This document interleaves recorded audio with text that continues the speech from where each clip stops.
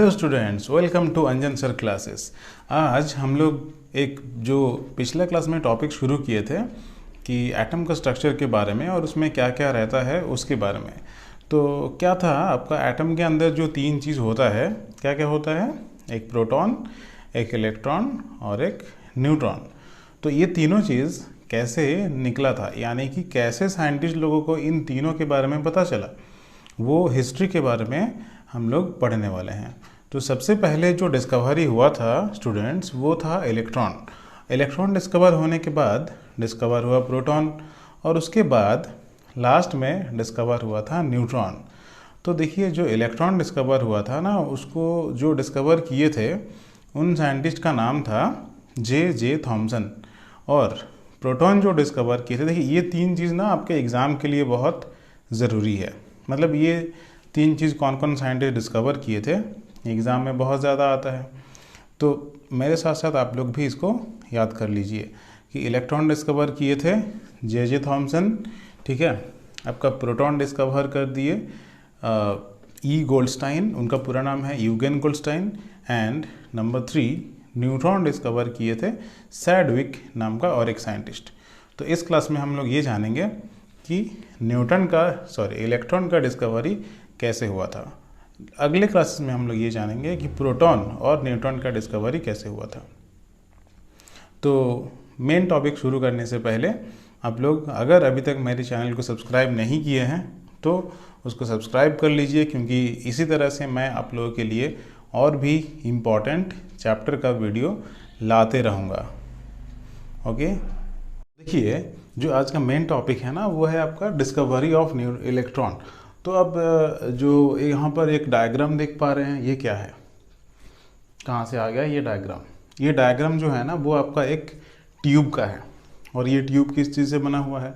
यहाँ पर आपको दिख रहा है एक लंबा सा ट्यूब, उसमें कुछ लगा हुआ है। तो चलिए हम आपको क्लियर करते हैं कि ये एक्चुअली में है क्या और ये कौन किए थे। हम लोग थोड़ी देर पहले ही ये बात की है कि डिस्कवरी ऑफ इलेक्ट्रॉन कौन किए थे? Scientist J Thomson. बट ये जो एक्सपेरिमेंट हम बता रहे हैं, ये जे थॉमसन नहीं किए, एक और साइंटिस्ट किया। पर इलेक्ट्रॉन का डिस्कवरी में उनका नाम नहीं आया, ये उनके लिए दुख की बात है। बट साइंटिस्ट लोग कभी सिर्फ नाम के लिए काम नहीं करते, वो तो बस करते जाते हैं ताकि हम लोग को फ्यूचर के लिए कुछ अच्छा हो। तो ये जो एक्सपेरिमेंट किए थे, वो एक्सपेरिमेंट साइंटिस्ट का नाम था विलियम क्रुक्स, ठीक है। ये क्या था? ये जो एक्सपेरिमेंट है, इस एक्सपेरिमेंट का नाम है कैथोड रे एक्सपेरिमेंट।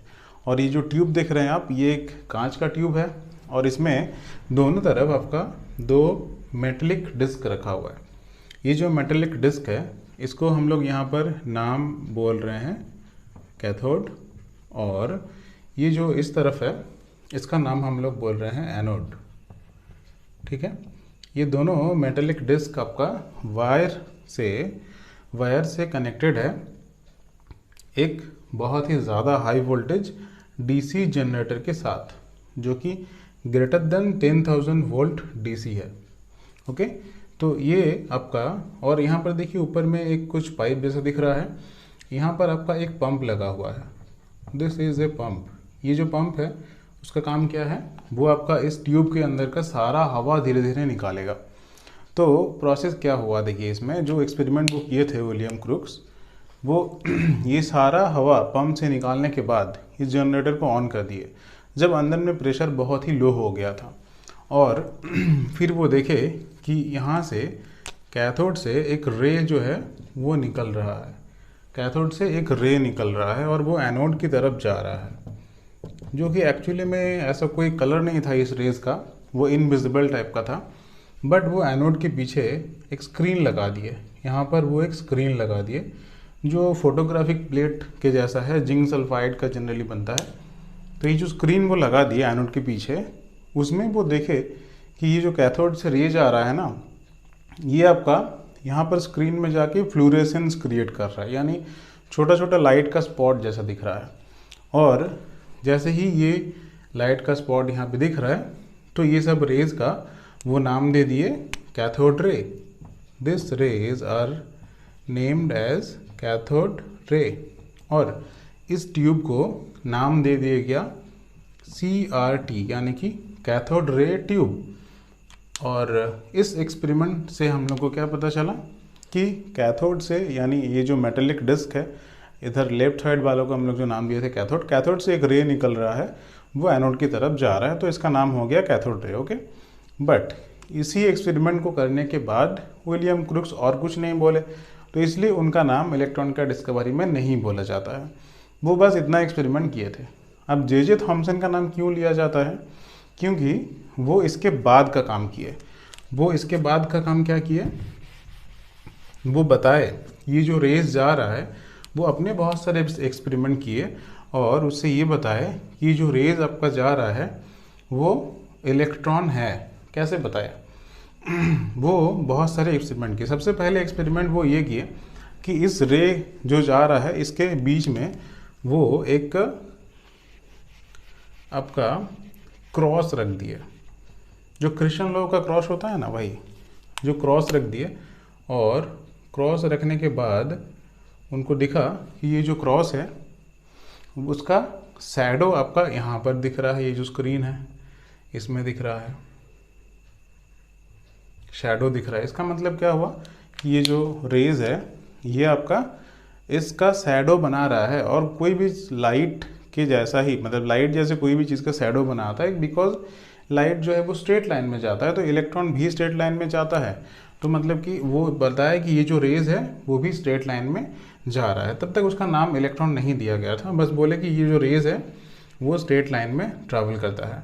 दूसरा एक्सपेरिमेंट वो ये किए कि यहाँ पर वो एक पैडल व्हील रख दिया। पैडल व्हील क्या होता है कि ये बहुत ही एक हल्का वेट, लाइट वेट का एक व्हील है, जो समझ लीजिए थर्मोकॉल जैसा है, जो बहुत ही लाइट वेट का एक व्हील है। और ये जो व्हील है यहाँ पर रखने के बाद थॉमसन ये देखे कि ये व्हील ना यहाँ से आपका रोटेट होते होते यहाँ तक पहुँच गया घूमते घूमते।